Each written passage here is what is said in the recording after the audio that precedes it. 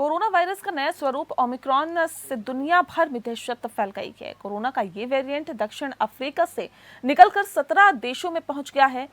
आपको बता दें कि राहत की बात यह है कि अभी तक अपने देश में भी एक केस भी नहीं मिला है, लेकिन चिंता की बात यह है कि इस ओमिक्रॉन वायरस से उन देशों में ज्यादा दिक्कतें शुरू हो गई है जहां पर इसके केसेस ज्यादा आए हैं, जहां 2/3 आबादी को वैक्सीन की दोनों डोज भी लगाई जा चुकी है, जबकि भारत में सिर्फ 1/3 लोग ही फुली वैक्सीनेटेड हो पाए हैं।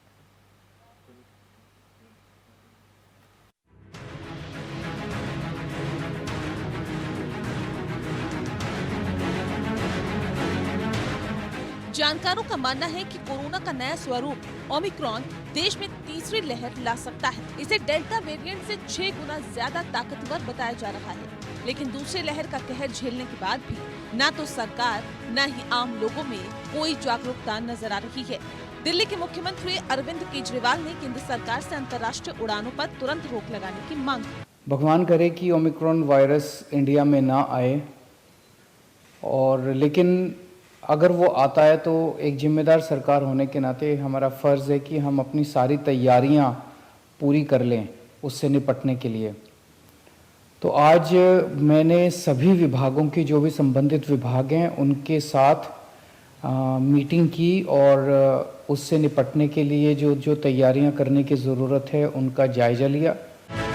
इससे पहले कांग्रेस नेता राहुल गांधी ने भी ओमिक्रॉन के खतरे को लेकर केंद्र सरकार को आगाह किया था, तो प्रधानमंत्री नरेंद्र मोदी ने भी लोगों को सावधान रहने की सलाह दी।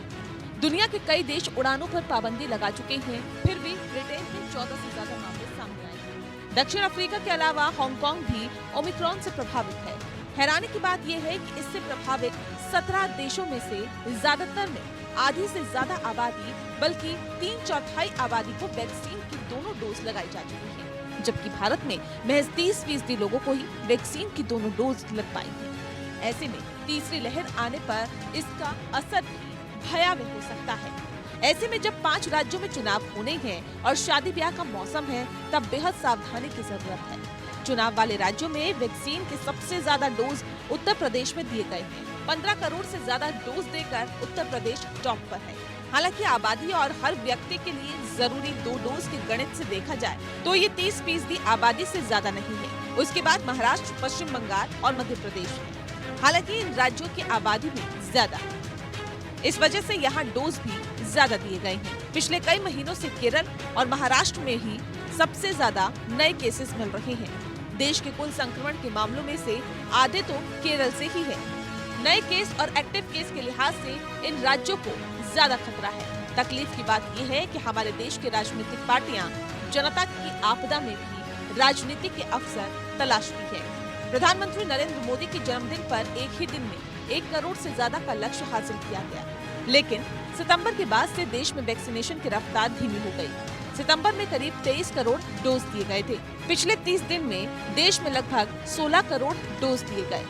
अक्टूबर में भी करीब 16 करोड़ डोज दिए जा सके। जहां दुनिया के दूसरे देश कोरोना से बचाने के लिए बच्चों का भी टीकाकरण कर रहे हैं, वहीं अपने देश में 2/3 आबादी को वैक्सीन नहीं लग पाई है और इनमें से 10% लोगों को दूसरी डोज लगवाने की डेडलाइन भी निकल चुकी है। जाहिर है, जब टीका लगवा चुके लोगों की रोग प्रतिरोधक क्षमता को पार कर ओमिक्रॉन संक्रमित कर रहा है, तो जिन लोगों को एक भी डोज नहीं लग पाई है, उन पर इसका कितना भयावह असर देखने को मिल सकता है। वैक्सीन बनाने वाली कंपनी मॉडर्ना के सीईओ ने माना है कि ओमिक्रॉन पर वैक्सीन का बहुत असर नहीं पड़ रहा है, लेकिन चुनाव की वजह से सियासी दल, सरकारें ये मानकर चल रही हैं कि कोरोना हमेशा के लिए चला गया। Bureau report, APN।